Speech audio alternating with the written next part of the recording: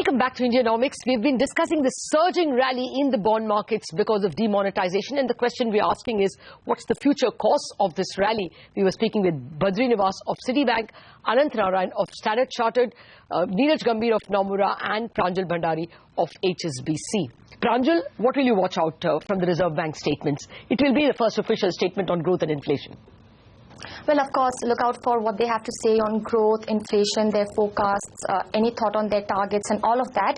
But one other thing I would really want clarity on is the whole fiscal bounty question. The money that does not come back to the banking system, what people will call the black money bounty, will the RBI be ready to transfer it to the government? What is the time frame? How much of it will it transfer? And details on that. I'll tell you, Lata, why this is important, because there are a lot of people who are calling for very aggressive rate cuts, but at the end of the day, the space is shared by fiscal policy and monetary policy. If there is a lot that's going to happen on the fiscal front, the space for monetary policy and rate cuts becomes limited. On the other hand, if there's no bounty getting transferred anytime soon, then we could expect bigger rate cuts. So, this is one thing in which a lot of clarity is definitely needed. Okay, I hope that discipline is maintained, that if there is fiscal stimulus, there will not be too much of monetary stimulus. I hope we don't lose our hard-won macro gains. But Neeraj, on that point, what will you work with as a bond expert? How will the fisc and the 1st February budget change your outlook on the bond market? Certainly, I think that the question of transfer of this reduction in the liability on the RBI's balance sheet to the government is a key question that we have to see from a fiscal standpoint. But that actually is a one-time, effect, and how that effect is addressed in terms of tax policy, how that effect is addressed in terms of reduction in outstanding debt needs to be seen.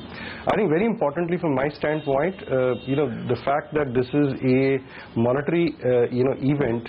And the fact that pre this event we were running at about 12% as a currency to GDP ratio, what I would like to hear from RBI is that what do they think is after this effect the steady state currency to GDP ratio that they would like to sort of work on, and how do we rebalance the monetary effect of reduction from 12 to, let's say that number is 12 to 8%, because clearly what you're doing is you're converting RBI's liabilities into banking system's liabilities, and we currently have a shortage of capital in the wider banking system to effectively take on these liabilities and convert into productive lending. So how are you going to address this entire issue of faster money supply, of change of currency into deposits, and the resultant impact on the bank balance sheets? I think from a fisc standpoint, does it change anything from a medium-term fiscal standpoint? We're still talking about 3%. We have this FRBM committee's report pending. Those are things that need to be seen, whether that sort of changes anything in terms of dynamics for the bond market. Oh, yes, that's another moving part, isn't it? Anant, you began the conversation on the rupee. How will that constrain RBI and even the fiscal policy? Well, it is definitely going to be a factor looking at the external sector. While I'm sure there will be a predilection towards focusing on the domestic situation right now, given there is a palpable slowdown in growth in this particular quarter, there will be a lot of pressure on the Monetary Policy Committee to deliver on a dovish policy, maybe even a 50 basis point cut. But we have to be cognizant of what's happening globally. Now, while India is in a sweet spot and we have the tailwinds of low commodity prices, low energy prices, reforms coming through, some hope about growth, there is also a couple of vulnerabilities that we have to be careful about. One is on a real effective exchange rate basis, the rupee is overvalued considerably, by 16% or so as of date. I know it's kind of a anachronistic measure, but nevertheless it's a measure which has some merit and it bears some watching. The second part is we also have an overhang of unhedged exposures which have been built up over time, particularly since 2014, the election years. As a combination of a bit of complacency, the perceived stability of the rupee, the perceived high cost of hedging, and of course the general positivity about India has meant, in our estimate, till June of this year, about $70 billion of net unhedged positions have been built up. Now, that is a vulnerability we have to be careful about. So if you see the dollar strength continuing, if you see US rates going up and the emerging markets reacting, and Chinese yuan is already close to 7, there will be an impact on the external sector, and we will see volatility in the rupee side. Now, mind you, RBI has plenty of ammunition to manage short-term volatility, but the vulnerabilities are somewhat deep set. Oh. So, you have to be careful about financial stability as a whole and what happens on the external sector while you're embarking on this monetary policy.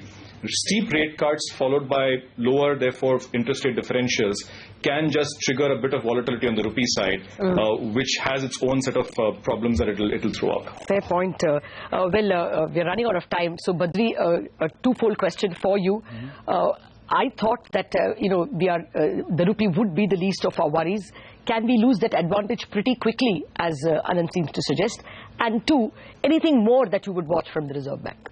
So on the rupee, like I was just mentioning earlier, that's where you could get some exogenous shocks. So far, we've been an island of a rallying bond market in a time when globally, there's been a big fight against fixed income assets, so to say. So, I think the point is, dollar rupee has been seen as a safe haven in a sense because of high differentials of interest rates. So you get high carry, and that gives you an ability to actually use that as a carry currency.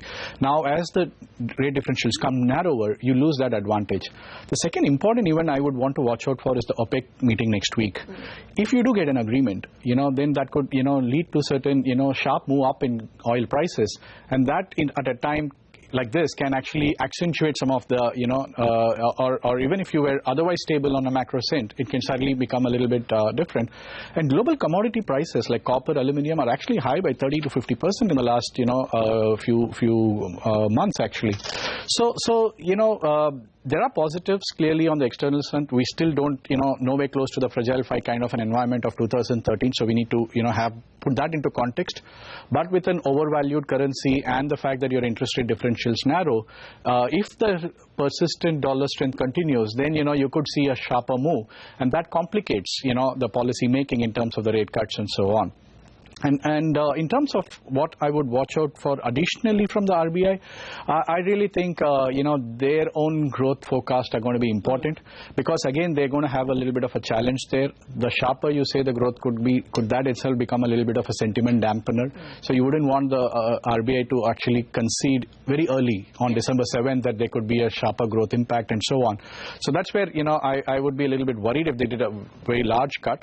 And I think, but at the same time, they would sound very dovish. That's our expectation. Thank you very much, everybody. We are out of time. But here are some key concerns that my guests have put on the table.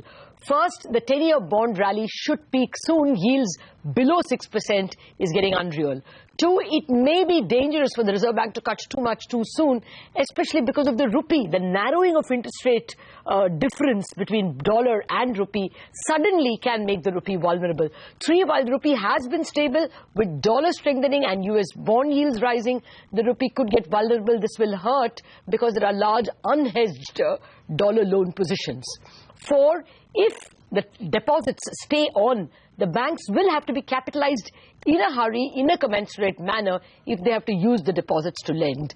Five, if the Reserve Bank pays a large dividend and there is fiscal stimulus to that extent, the space for monetary stimulus will reduce. We have to keep that in mind. What will be the steady state of savings and currency in circulation that we will see going forward? Some answers to all these issues may come from the Reserve Bank on December 7th. That's it on this edition of Indianomics. Thanks for watching.